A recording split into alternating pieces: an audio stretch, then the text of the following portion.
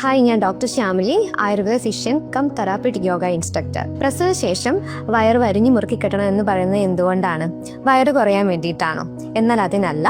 പ്രസവ ശേഷം നമ്മുടെ ശരീരത്തിലുള്ള, അതായത് അടിവയറിന്റെ ഭാഗങ്ങളിലുള്ള പേശികൾ സാഗ് ചെയ്ത് കിടക്കും അല്ലേ?